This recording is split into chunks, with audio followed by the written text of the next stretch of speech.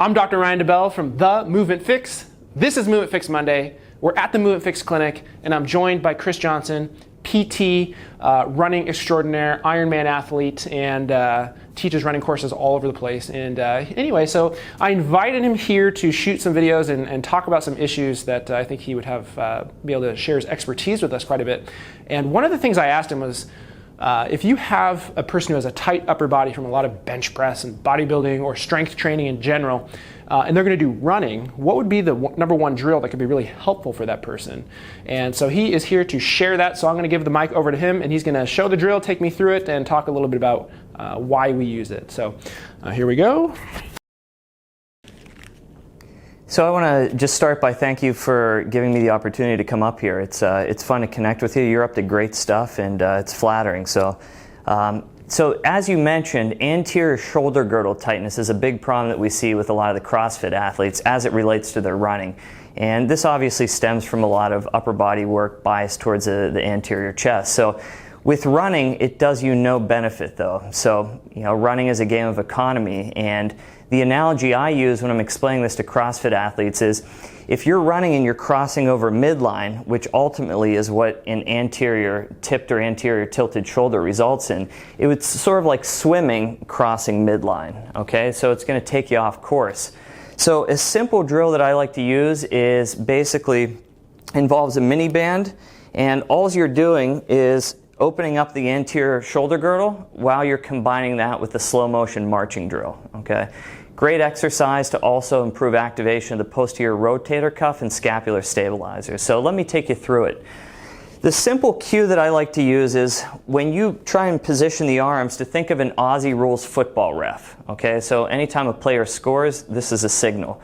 So have that in your mind, all right? So all we're gonna do is hold that position, standing up nice and tall, and then we're just going to slow motion march.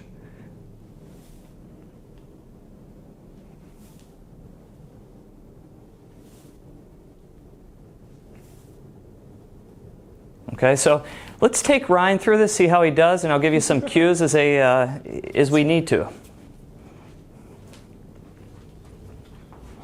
So, how high up? So with the band, you can start a little bit higher up on the forearm. This is actually a very deceptive exercise. It's very challenging on the posterior shoulder musculature. So, yep, hold there. Bring the elbows back a hair until they hit my hand. Good. Okay. And you don't need to go beyond neutral. So just hold neutral. That'll be challenging enough. Okay? Good. And I tell folks to think of 90-degree angles and straight lines in terms of the thigh and the lower leg. And then when they contact the ground, I want them to actually contact with the forefoot and then slowly kiss the heel to the ground. Another cue I like to use is to tell people to think of landing like a ninja. So soft landing, and by contacting with the forefoot, you're actually going to facilitate a reduced stride length, which has obvious benefits at the level of the knee. Okay, whew. So that actually looked great. Smoked. Yeah, challenging. Not easy. Yeah. Not easy. Cool. So how would I use this in terms of how many reps should I do? How far should I walk? Great question. So, I always start this barefoot just because you have a high concentration of what are called mechanoreceptors in the foot. So I'll start people barefoot and usually have them do 3 or 4 10-yard passes and make sure to do it on firm level ground. All right. So yeah, I'll start there, and once they master it going forward, then I'll actually progress them to go backwards just to incorporate some variability into the mix. Sweet. Awesome. Yeah. Thank you. Cool. All right, so that's a great drill. I already feel, my shoulders feel smoked. It's interesting, once you do that, you actually feel like you have so much more range of motion into external rotation of the shoulder from the isometric contraction that you're doing there in the posterior rotator cuff. But yeah, great drill. I've been actually doing it since I took the workshop, since I took your course last weekend, and yeah, I was doing it between sets of like lunges and stuff as sort of a way to incorporate into that, which I thought was you'd be loose with it. Yeah. So I was trying to just kind of superset it almost a little bit. But anyway, so that's what we got for you guys for this week on Movement Fix Monday. Thanks again to Chris Johnson, PT, for swinging by the Movement Fix Clinic.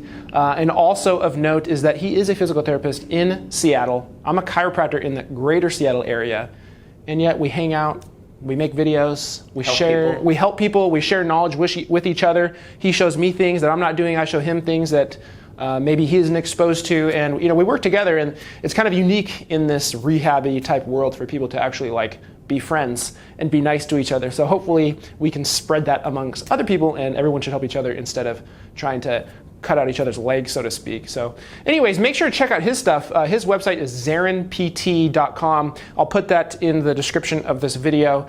And he's also coming out with some cool running stuff, maybe in some of the other training realms. So make sure to stay tuned for that. And thanks again, you guys, for watching. If you don't already follow The Movement Fix on Facebook, head over to facebook.com/The Movement Fix. Follow me there. And make sure to follow me on Instagram @The Movement Fix, and subscribe to the YouTube channel. I'll see you guys next week.